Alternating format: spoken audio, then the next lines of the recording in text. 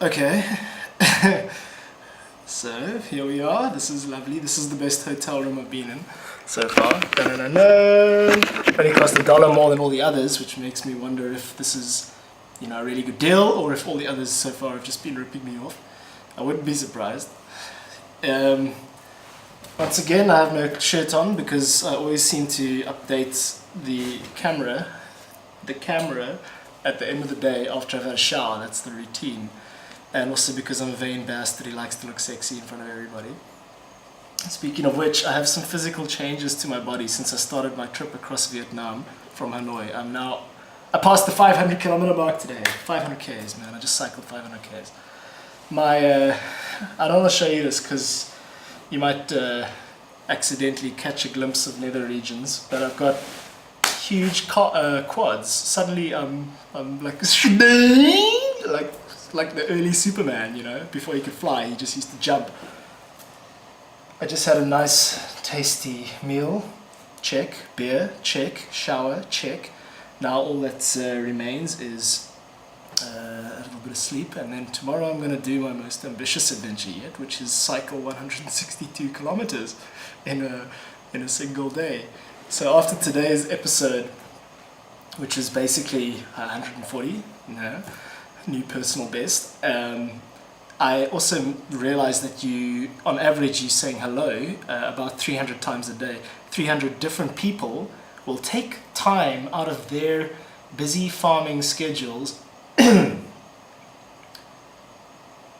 consciously and deliberately want your attention, one after the other, be it bicycles or pitchforks or kids. They believe in themselves to the point where saying hello to me yet again is what will excite them most in the world. So, I've learned how to say hello. I'm trying not to let it bug me. I'm trying not to focus on the irritation of another person saying hello and looking at me like this. And there's nothing you can do. You can't look at them because that's if you stare at them, it's antagonistic. If you ignore them, it feels awkward. If you scream hello at them, you're being, I didn't come all the way to Vietnam to be a dick. So I don't know what to do.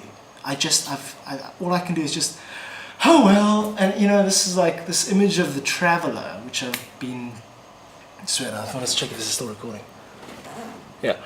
This image of the traveler is like this hardy, dude trekking or whatever, woman trekking across continents, and it's just such crap. Travelers are people who enjoy their comforts. Like this. This for me is traveling, because after a day of stepping into this slow, painful, hot, dry world of cycling from one town to another, you don't miss a thing. You don't get the air-conditioned bus.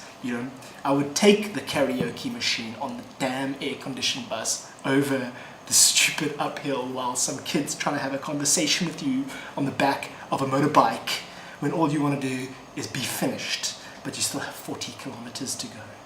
That is what I would take right now.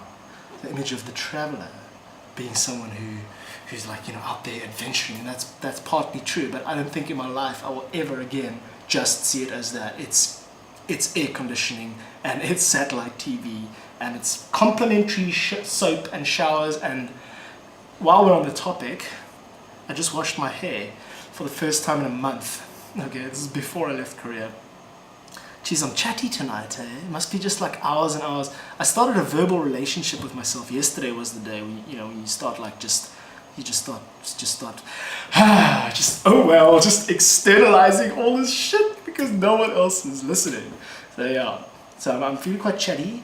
I just washed my hair first time in a month. You don't have to worry. This is the joy of having a girlfriend who's not here, is that you don't have to worry about what people think, because I'm not trying to impress anyone, but at the same time she's not around to tell me to wash my hair. So it really was going solid. You know, if I did that, it would just stand out. The problem with washing your hair as a dude like with thick hair is that it goes absolutely boss, and this is the reason I don't wash it. You start to look like Bon Jovi in the early days. So I deliberately have just been putting off that whole experience.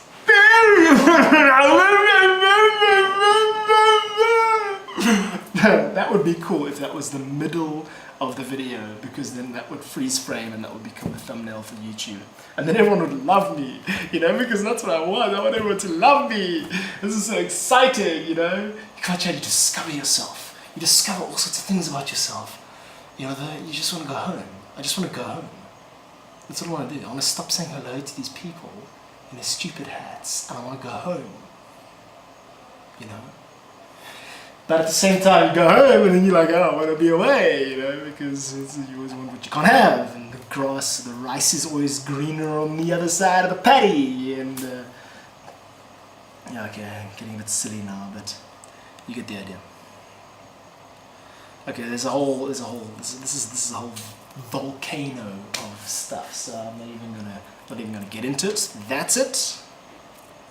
That's it. The end. Here's the hotel room one more time. Oh, it's my bedtime, as you can tell by this highly working clock.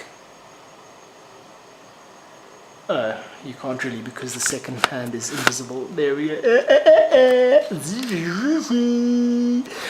Okay, the joke is that the second hand is moving and the clock's broken, but it is past my bedtime. It's about 8 p.m.